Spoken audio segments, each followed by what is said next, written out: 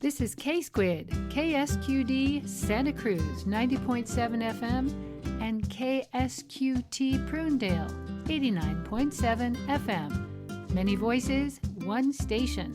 Community radio for the whole Monterey Bay area.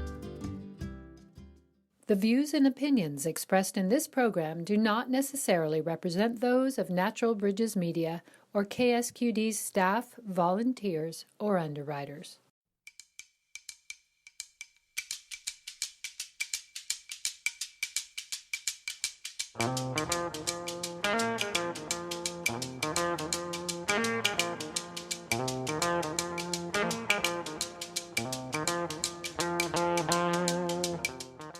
Welcome to Talk of the Bay. This is your host, Suki Westling, in for Christine Barrington.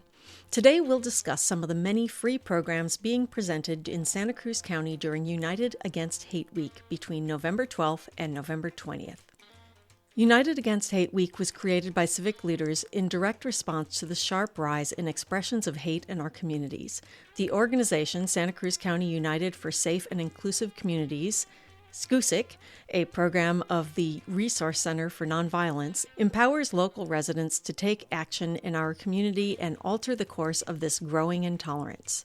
You can learn more about United Against Hate Week from the Resource Center for Nonviolence, which is at rcnv.org, and they have created a special page about all the events, which you can find at bit.ly, that's bit.ly/UAHW23. That's United Against Hate Week 23. During this hour, we'll talk to two people who are coordinating events and two filmmakers whose film is being presented at a free screening. For links and a recording of this show, please visit ksqd.org.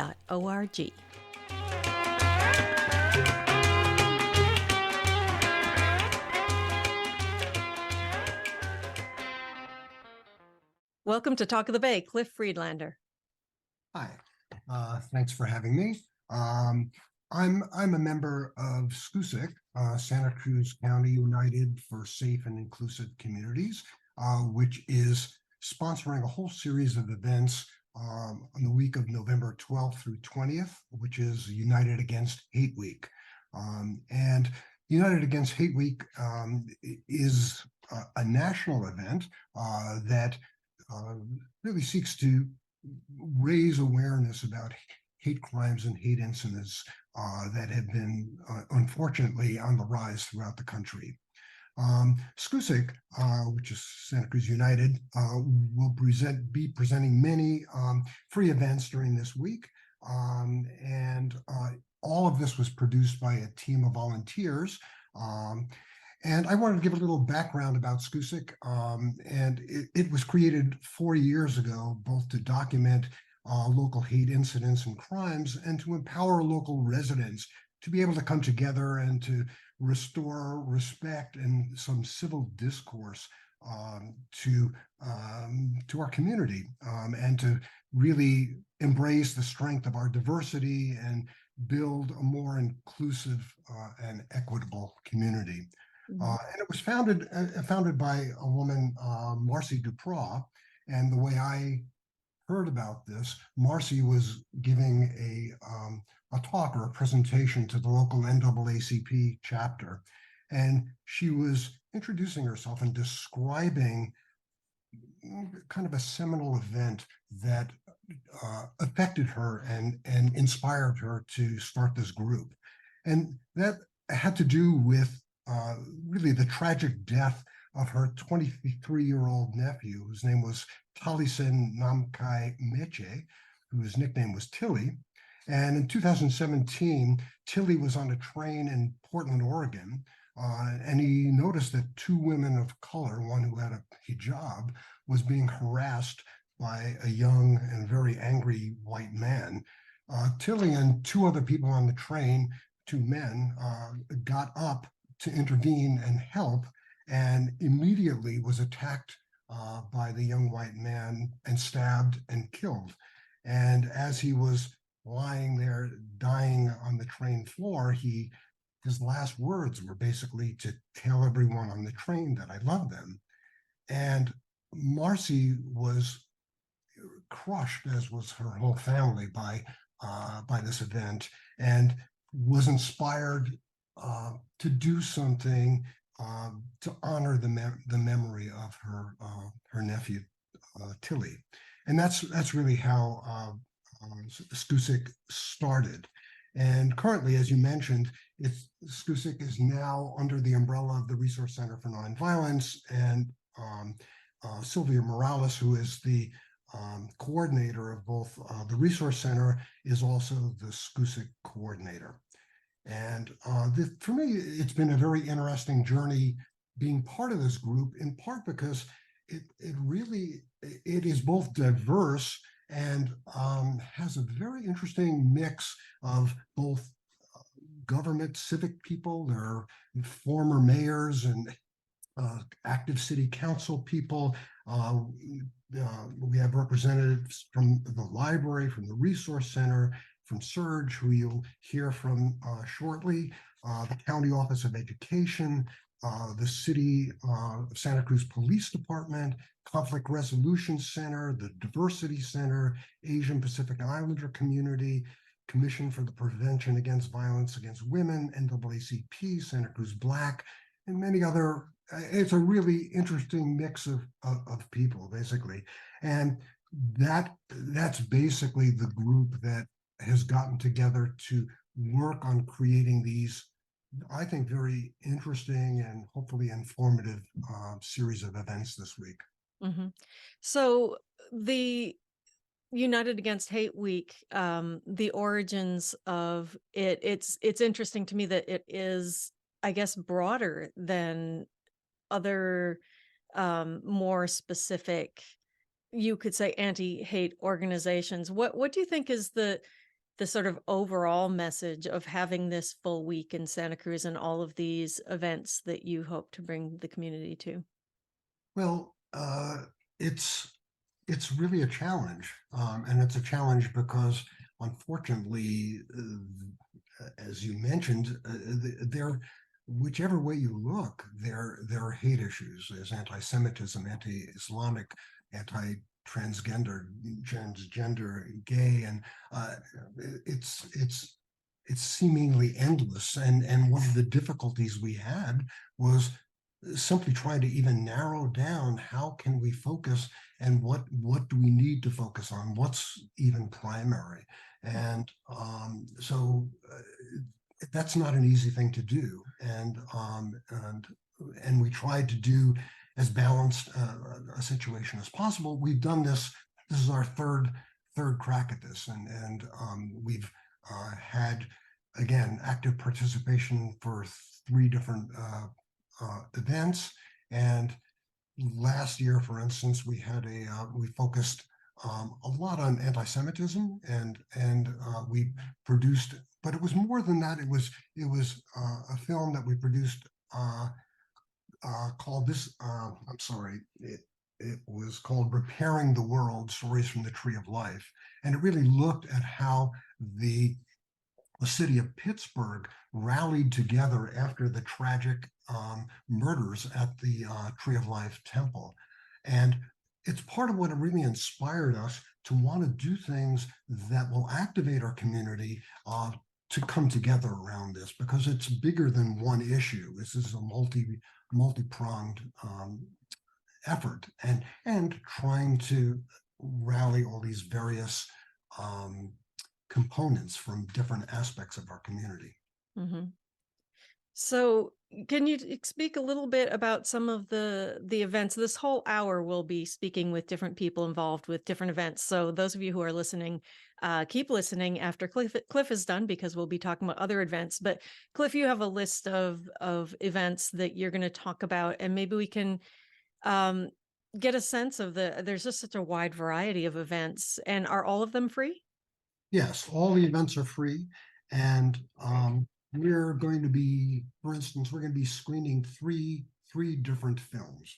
And one of the films that we're going to be screening, you're going to be interviewing here, the 2 filmmakers, Rebecca and Pete Davis, a brother-sister team who put together a very interesting and very, I think, moving film called Join or Die. And Join or Die is a feature-length documentary film that really talks about the importance of not only civic engagement, but of people simply joining groups, whether the group be a bowling team or a bowling club, or whether it's the NAACP or SCUSIC or the PTA.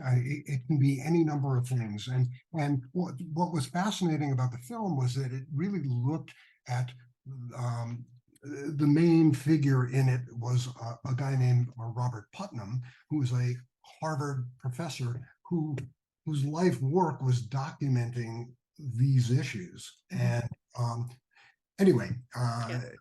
And we'll be talking to the filmmakers after this segment, so I'll let them go further on okay. that. I know you're really passionate about that film, so your passion will tell everybody, go see this film. It sounds really great. I think it's really worth seeing, and I think that two things I would mention about in our screening. It's going to be presented, introduced by Sonia Bruner, who was former mayor of Santa Cruz and current city council person.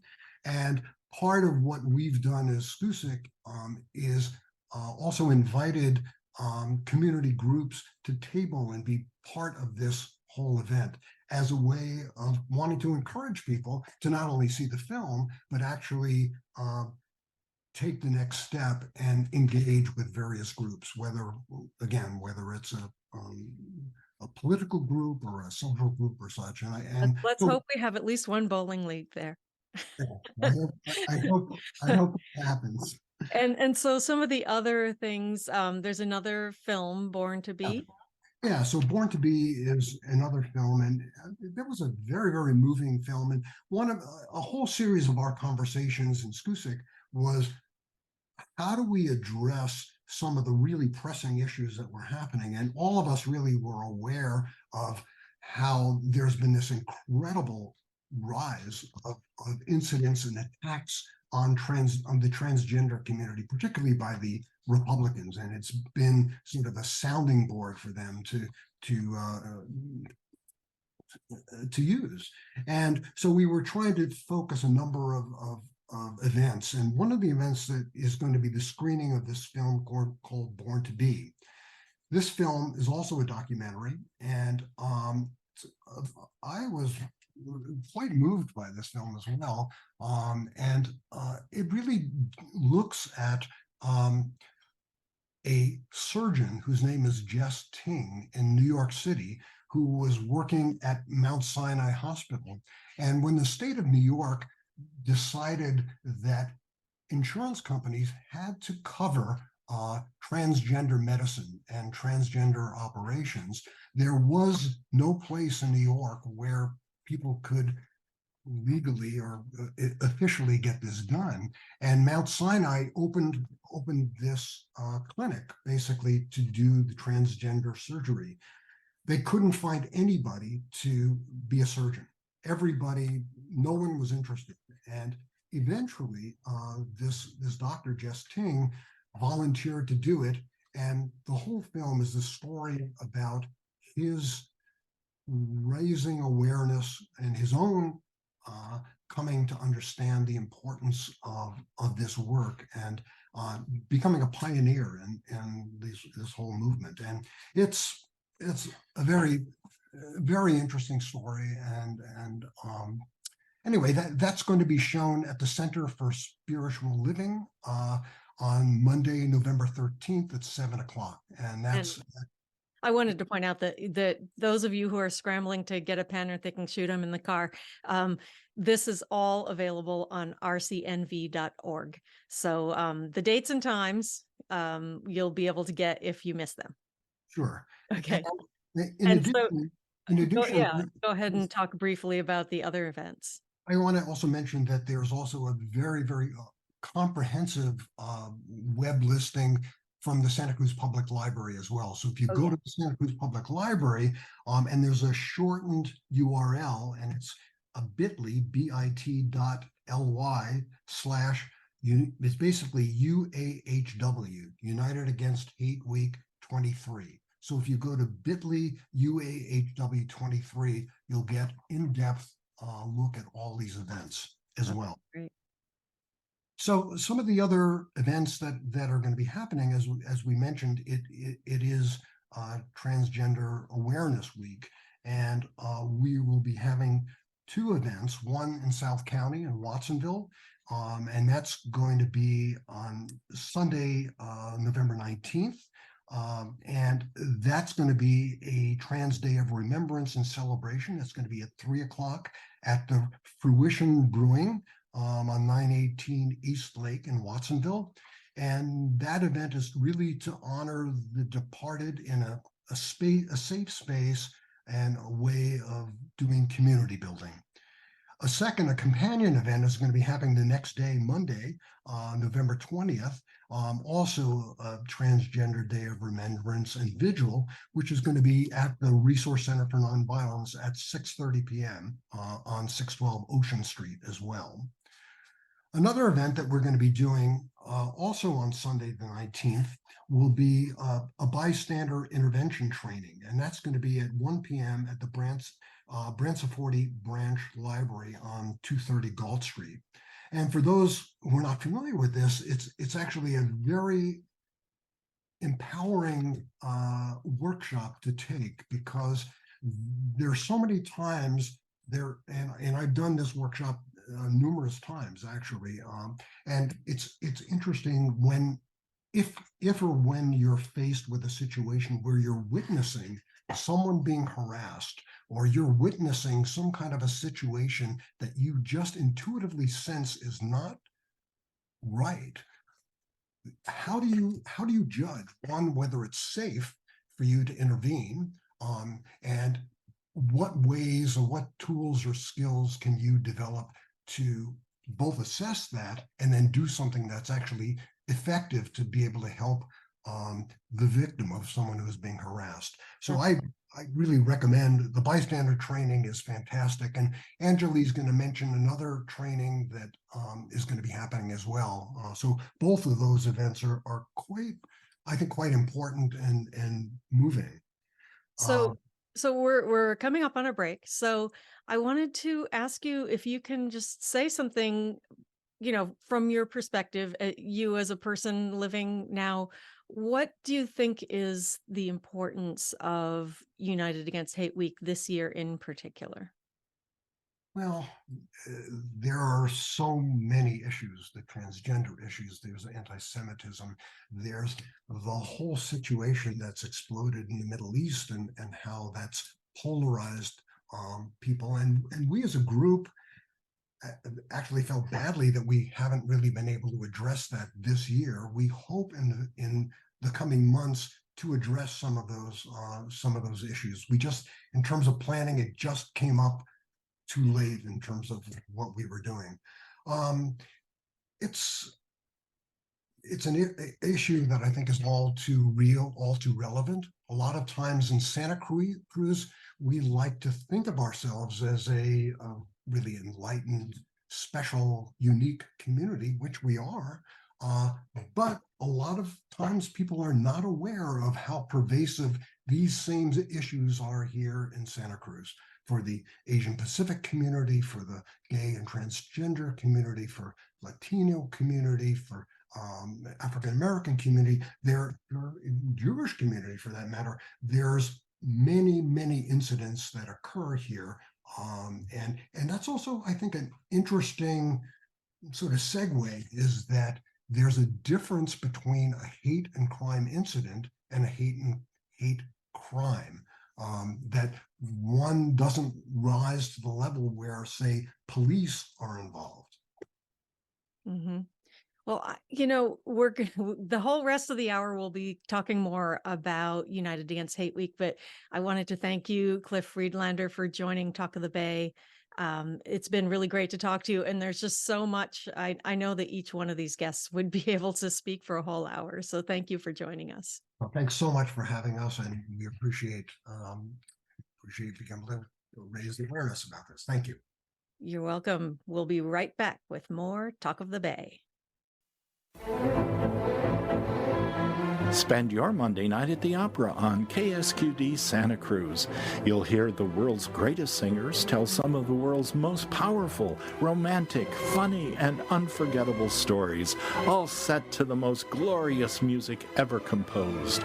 It's all about drama and being a diva. Monday night at the Opera, 7 to 10 p.m. on KSQD Santa Cruz 90.7 FM.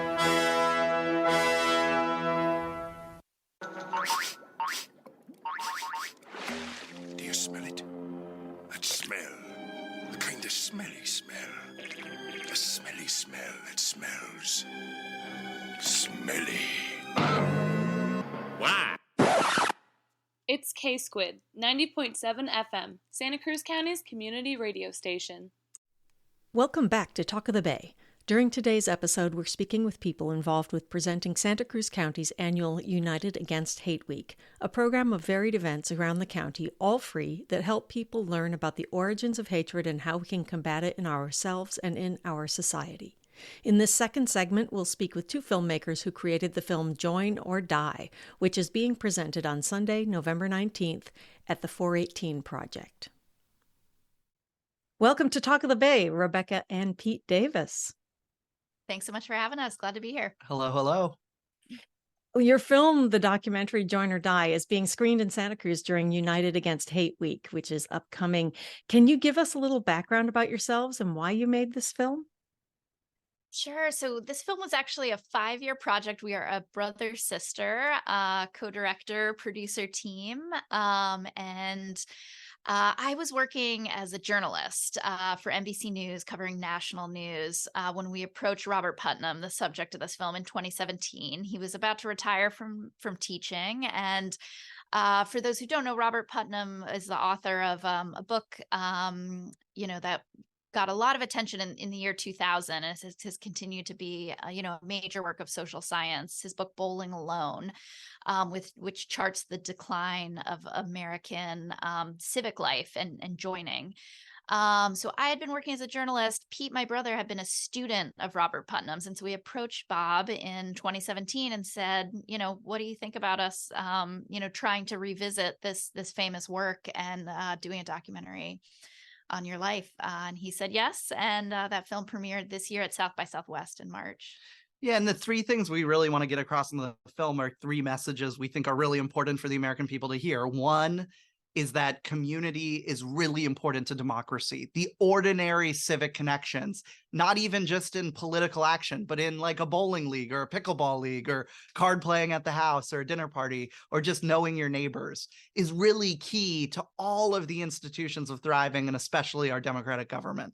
Two, that community has been in decline over the last half century. Bob estimates about half of our civic infrastructure, half of our civic connections with each other have gone away since mid 20th century.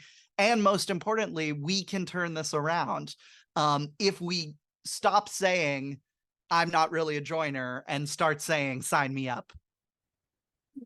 So this is presented during United Against Hate Week. And so, I read more psychology literature than most people, but a lot of us probably have noticed things about it's good for our mental health to join community groups. It's better for the community. How does it fight against hate specifically for us to join groups? I think two things here. One is that, we have all these kind of desires as a people, and we put them on bumper stickers or in songs or on t-shirts that are like, be kind, be nice. Why can't why can't we be good to each other? And one of the lessons from Bob's work is that those skills of just being what social scientists would call pro-social, getting along with people, cooperating, things like that. And at the extremes, not, bridging divides and not contributing to division and hate, is stuff that is learned through the process of actually cooperating together. It's not through memorizing a bunch of bumper stickers or finger wagging at each other and telling them, don't be hateful. It comes through the process of meeting with different types of people and cooperating, from the least serious things like cooperating around throwing a party, to the most serious things of cooperating around solving big public problems in our life.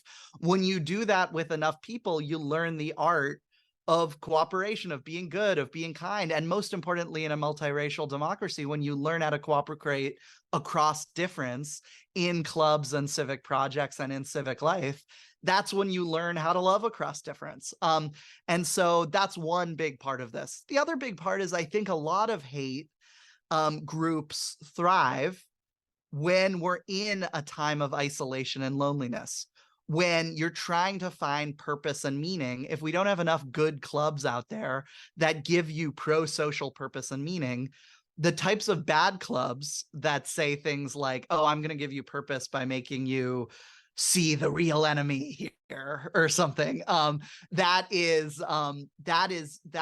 preys on people who are isolated. And so if we can increase our general social connection and fight this isolation epidemic, in some ways that's an inoculation against these types of hate groups. Mm-hmm.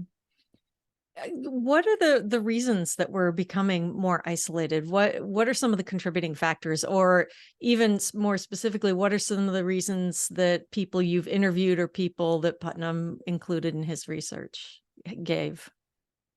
Yeah, I mean, one interesting thing about this film, really was like the timing that we were working on it. In 2017, when we approached Bob about this documentary, we had no idea that COVID, would hit during, a global pandemic would hit during the course of production, and certainly these declines were happening before then. A really interesting thing, though, about Bob's work that I think drew us to it is that I think it's really easy for people to just blame our telephones as the cause of the decline. And there's a lot of, too much time on our cell phones, and that's causing this problem. Bob's work shows the actual numbers, and what that data shows is that these declines have been happening for decades, well before we all had, iPhones in our pockets. And, certainly going through COVID was, an extreme situation of isolation. And the numbers of people, reporting being lonely have certainly only increased through that.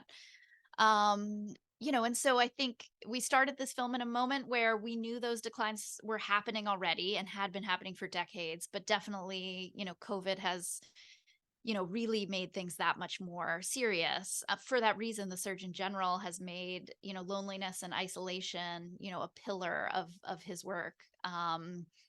And, we were lucky enough to get to feature him in the film. And so, our film is coming out as we've all come through these hard years. But I think it's really a moment where, even more so than we started in 2017, people are ready to realize we can go in one of two directions. We can become even that much more isolated, or we have a real moment to build something different as we come out of this. Mm-hmm. And so, obviously different people are in different stages of life. And I personally, as a teacher, notice it in children and also in how their parents have reacted to, I see a lot of it as how media, when I was a kid, media was news talk in the morning on TV and, the evening news. And then we had the newspaper in the morning and the evening. And in my family, we got a morning and an evening paper. And now it's 24 hours a day. And there's all of this negativity because, if it bleeds, it leads is not, people don't say that for nothing. That people get eyeballs with negative stuff. So there's all this sort of growing fear. And so what would you say to parents about their kids and nurturing them to have a healthy view of joining groups? Because I have definitely noticed with my students that this more fearful post-COVID, they went through this time of isolation and it really affected them. One of the things we try, and this is connected to the question of youth, one of the things we try to emphasize in the film is the history of civic life in America. because we have these amazing upswings in the history of civic life where there were upswings in people joining groups.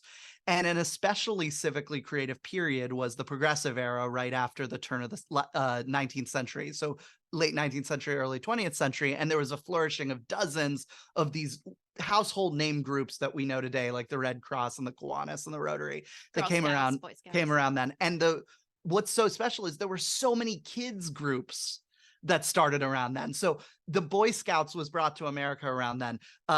I think her name's Juliette Gordon Lowe, brought the Girl Scouts to America. And part of it, and, the 4-H had the junior 4-H or the, junior JCs or all these different groups. And what they saw was these civic skills are not necessarily built in a civics class where you memorize all the Supreme Court justices names. They're built by joining the Scouts or joining the Junior Lions or something. Back then, that's what the groups were. And an especially relevant one is summer camp, which is, the types of lessons you learn at these clubs is it's a place where the logic is slightly different than school, because school's a place where, there's a lot about achievement, there's a lot about ranking, there's a lot about social hierarchy, things like that. What these clubs said, the most important thing here is to connect with each other. The most important thing here is to learn how to cooperate. That's what we're focusing on here. And so those skills are much more important than, all the units you're memorizing in math class or whatever. And that's one of the messages of the film is how important these are. And that's why we need civic life to start really young. It should almost start at 2 or something, and that's what citizens in the past have understood. I think a good preschool does that. Yes, amen. Totally. And one other thing I'll say about, the oversaturation of news that's, can be hard to look at. And certainly we need to be careful about like younger viewers with this 24-hour news cycle of sensational kind of, news as news outlets have tried to navigate this transition to digital where there's so much more competition. I think this is a moment for us to really double down on our local news outlets, our local radio stations like this one that we're on right now that, aren't telling the news that's happening over there in Washington. While that's also important for us to stay, involved in, we need to be also, having much more information about things that we can actually plug into. And that's what we've really lost as, so many of our great local news institutions have struggled, financially in recent years, and many shut down. So, this is a real important moment, I think, for us to make sure we're investing in those local news outlets that teach people how and where they can plug in to participate more in their community life. Mm-hmm. Yeah, I find that really interesting. And several of the hosts of Talk of the Bay have covered this locally because, Santa Cruz has, the whole county has a level of engagement that is, I think, higher than average. But even in a place where it's higher than average, we can sit back and say, well, somebody's taking care of that, or we can sit back and let people who have the loudest voice get the most attention, even though they're not necessarily the majority. And so Totally. all of us need to add our voices and be engaged. And I wanted to point out, I mean, when you're talking about joining, it's not just getting involved in local politics, but, just name some things that you think would be great for people to do to get out there. Yeah, one of the things we try to emphasize in the film, we have one of our civic groups that we feature in the film say this. This doesn't need to be eating your civic broccoli. All we're saying, they have this wonderful line where they say, it doesn't need to be complicated. Just do what you love together. And so if there's something you like doing, one of the messages of this film is invite some others to do it with you, and perhaps even formalize it and say you're going to do it the first Thursday of every month. And, there's a way to sign up. Mm-hmm. And like that type of stuff, what Putnam's work has shown is not a little thing. It's almost everything. That is the stuff that reweaves our social fabric and is the foundation of our democracy, because those connections are later deployed to spread information around, to have, ease tensions between different groups, to talk about what's going on civically, to get people together, to fight City Hall if you need to fight City Hall, whatever needs to be done. The stuff that getting done is made of is built in you playing pickleball together, Yeah. And I will say, as we were researching the groups to feature, we really wanted to find groups that weren't explicitly political, that were getting together based around love of place. And it was hard to find, in this moment, because we are living through, as Bob's data, shows, one of the most polarized times in our history. So a lot of the ways we are getting together right now is around very hot button political issues, and in groups that aren't necessarily, bridging those divides, and helping to ease tension. And a place where we can do that is around groups that, have to do with the place where we live, and investing in our communities, where some of those, red, blue, right, left, divisions, can fade away. Mm-hmm. Well, I think it's interesting that I'm talking to two siblings that are working together, because a lot of us are having trouble even having a civil conversation with extended family at the Thanksgiving dinner table. So to sum up to what you've done with your film, and I hope that everyone in Santa Cruz goes to see it. It is being presented for free. All of our events that are being featured in tonight's broadcast are free. What would you like them to take away with them? What would you like them to see? We have two audiences in mind for our film. One is people that have already been putting in those long hours week after week to send the email, to get people to the meeting, bringing the coffees, making the baked goods, sending out the reminders.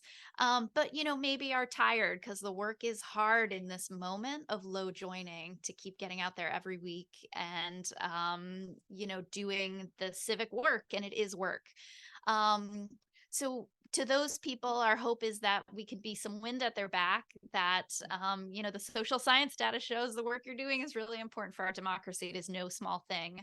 And the other group of people we're hoping to reach is people who've been sitting on the sidelines, but looking for permission to start something or to join something. And we hope that this movie is a little push for them kind of out the door to get involved. And I'll add one more thing, which is, when people think of what it means to be a citizen in a democracy, I think there are two words that usually come up. They say, well, vote. Or it's voice. And we have, we've actually seen increases in voting and huge increases in people making their opinions heard. But there's actually another word that makes up democracy. And we really want to introduce that word as one of the key words of democracy, which is join. And so join or die. Yes. Well, thank you, Rebecca and Pete Davis. I'm so looking forward to seeing your film. Great. Thanks for having us on. Have a good one. Talk of the Bay will be right back after this short break.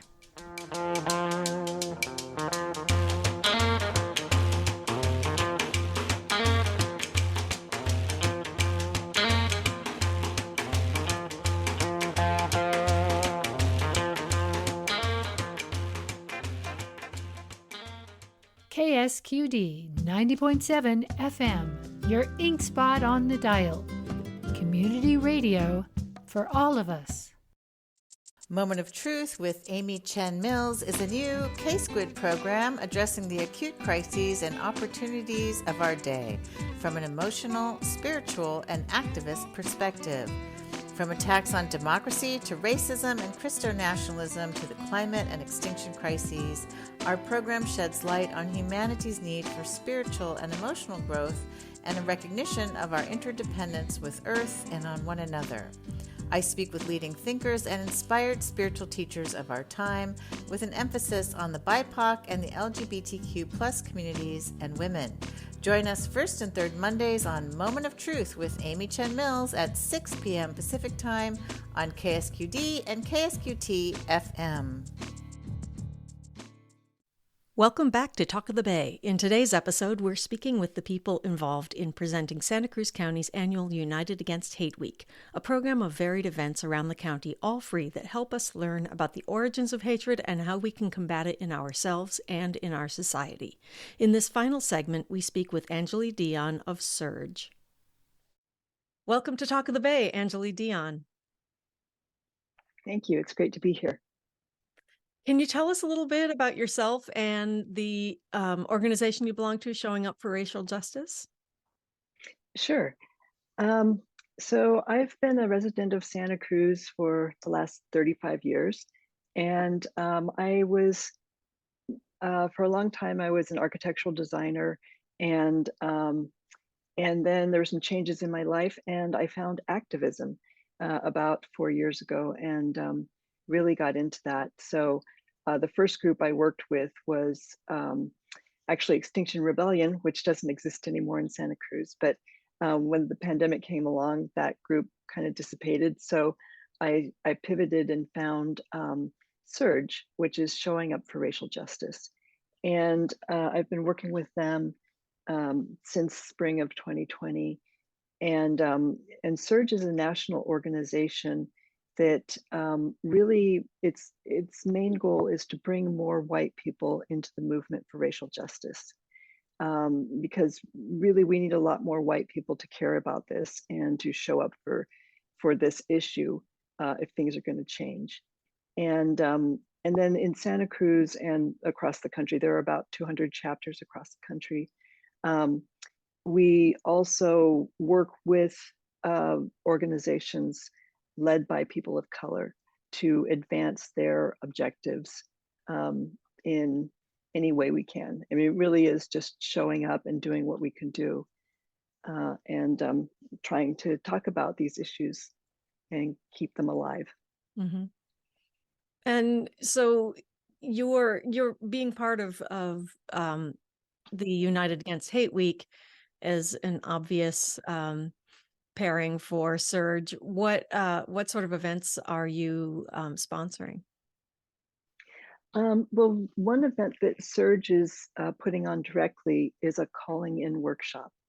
And in this workshop, we basically teach people how to have difficult conversations.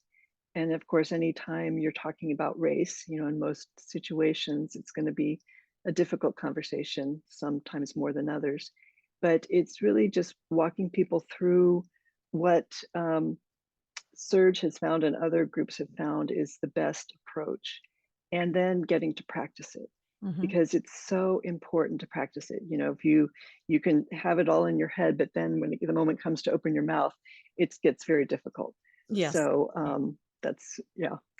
Can you describe, well, first describe some of the situations that you might face the people who are at the workshop with, things that they might practice doing, and then how do you practice having these conversations?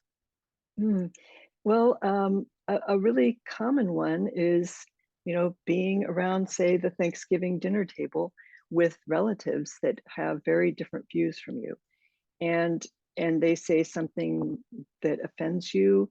How do you respond? How do you respond in the moment? How can you have a deeper conversation with them at another time that's not quite so public? And so it's that's a very common scenario. It can also be, situations with neighbors where it's clear that you don't see eye to eye on things, and you just want to reach a greater understanding for more peace and harmony in your neighborhood. Mm-hmm. And so the way we practice, is to actually have people, if they can, think of an actual situation where they might have one of these conversations, and give another person kind of the layout, so the other person can play the opposite view, and then just do it, and then we also have some prompts. So if you don't have anything in your real world coming to mind, you can just read from the prompts. Mm-hmm. And they there might be something subtle, it might be something more extreme. Mm-hmm. But yeah, so give people a chance to have different responses. Hmm. And I assume that you know people who have gone through this, and what do they say about how it helps them? I think for everyone, it's first just a huge help to be around other people who care about this and who are willing to take time to practice it and to learn it. Like just knowing that there are so many other white people out there who do care, and that you're not all alone in this, I think is a big help. And then it's also like a lot of what we're teaching people is that you're not going to convince somebody to change their mind on the spot. Um, and using facts and figures just makes people defensive. And, so there's little things like that let people kind of situate themselves to their expectations for the conversation, that makes it much easier to go forward. And to know that, it's going to be several conversations. It's not going to happen in just one. Hmm. Yeah. Yeah, and well, it's interesting because we never know when one of these situations will come up. While you're talking, I was thinking about a situation I had in a hot tub at my health club. Where somebody said something, and I was sort of taken aback. Like, Mhm. how do I respond in a way that is that's constructive? Because of course you can Mhm. always just be mean to somebody, but that doesn't Mhm. really help. Right. Right. So Exactly. We're So what do you say about what's constructive, if it's not telling them facts and figures, what is it? well, it starts actually with just really listening to them and getting curious about their views. Like what is behind their views? How did they get to that point where they see the world the way they do? And then it's sort of a matter of finding where you overlap, because we all, I mean, ultimately as human beings, we all care about the same things. We all care about our families and love and community and peace and justice, and so it's just like finding out where you can align and trying to build. Actually, it's a building of that rather than a tearing down of the opposite. And what we discover is that once you're able to step back and really listen to the other person and find out what they're about and give them that space to express themselves, then they become much more open to listening to you Mhm. and to being open to considering changing their point of view, because they're not necessarily on the defensive then. Mhm. Okay. So what are some of the other events during United Against Hate Week? Well, on Thursday, November 16th, we're having a restorative justice in Santa Cruz County panel. And we're excited about this because, yeah, I think restorative justice is something that is taking off in the county. And there's a lot of talk about it, but it's actually happening in a number of ways. And a big one is the neighborhood courts Okay, program. can you back up just a little bit in case listeners don't really know exactly what restorative justice is? Can you give us a definition? Yes, thank you. So restorative justice is where you bring the parties in an incident. It could be a crime or it could just be an incident, together to talk about what happened and what the impact was for each person, the person who caused harm and the person who received harm, and um, come up with a solution that holds the person who caused harm accountable for what they did in a way that makes the person who received harm actually feel satisfied and heard and understood. And so it's because a lot of times people who receive harm, they don't want the other person to just be punished. They don't want to just send them to jail, and that doesn't do any good anyway. In fact, it exacerbates the problems. And so when you can get two people together, or however many people together, to talk about it, then it's building real understanding. and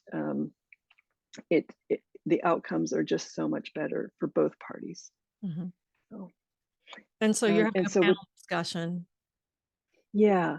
So on the panel discussion, we'll have someone from the Conflict Resolution Center, which does a lot of restorative justice and has been doing this for 20 years, speaking about what they do.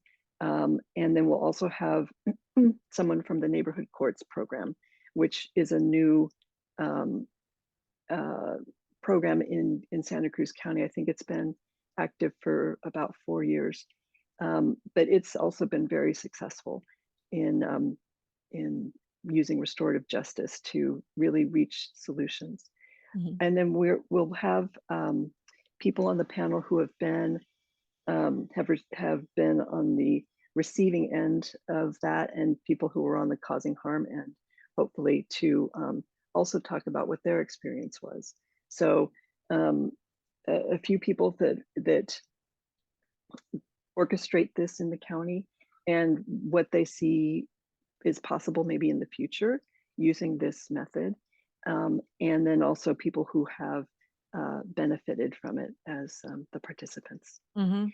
And I believe, if I remember correctly, that the Black Lives Matter defacement was successfully concluded with the restorative justice approach. Yes, that's actually one of the defendants in that case has done a victim offender dialogue already back in June, and the other one is going to be doing that this week, I think. Mhm. And so yes, that's also something we'll be talking about on this panel is, what happened in that case, and how was restorative justice used in the sentencing, Mhm. because it was pretty big shift for Santa Cruz County to include that as part of the sentencing. Mm. Interesting. And so you have a couple of other events coming up with the United Yes, Against Hate Week. right. So there's also on Saturday, November 18th, there's going to be a Rainbow Defense training. And the Rainbow Defense Coalition is something that came together this spring. It was initiated by somebody from Surge in conjunction with somebody from Pajaro Valley Pride, who realized that there's been so much hate and negativity towards especially the trans community, the transgender community, that they were not feeling safe to put on drag story times, for example, or any other event. And so Rainbow Defense Coalition kind of sprung out of the need to provide or to help provide a safe space to do that. And so it formed in the spring, and it's just been growing.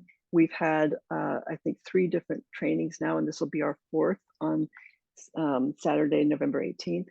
And it's as a Rainbow Defense Brigade member, you basically just show up at different events to create safe space, a safe and welcoming space, but also while keeping your eye out for anything that might cause disruption. Mhm. And learning some techniques to de-escalate if something like that should happen. Mhm. And so it just puts everybody at ease, and then the organizers don't have to be worrying about it. They know that there are other people who are looking out for that for them, and they can just focus on the event and making everybody feel welcome and have a good time. Mhm. That sounds Yeah. wonderful. And all of these events that are being presented for the United Against Hate Week in Santa Cruz County are free and open to the public. I wanted to add that. And I wanted to close this out by asking you to speak maybe from a personal place or just what you've seen in the work you've been doing about what's important, especially this year, about taking part in United Against Hate Week? Well, I think that, for me personally, I have this vision of a world, or at least a community where people really do accept all of our differences and let that be okay. And uh, and so during these United Against Hate Week events, I feel like it really is bringing people together from different communities that might not have much to do with each other in their normal day-to-day lives, but it's breaking down the barriers that exist in our society that have sprung out of you know how we've developed as a country, um, and just finding a way to have more unity. Mhm. Yeah. Yeah, And it's interesting. When I spoke to Cliff, he earlier in the hour, he talked about how the organizers had no way of knowing how much the recent, things that are happening in the Middle East would be affected, and we are definitely in a time when tempers and just sensitivity is very high right now. So I want to thank you, Angelee Dion and Surge and all the other groups and people who are involved in this. And listeners, thanks for listening to Talk of the Bay. To learn more about showing up for racial justice, you can visit surj, surj.org. And for more information about United Against Hate Week, visit the Resource Center for Nonviolence at rcnv.org, or there's a special URL you can go to, bit.ly/UAHW23. That's United Against Hate Week 23. Talk of the Bay returns every weekday at 5 p.m.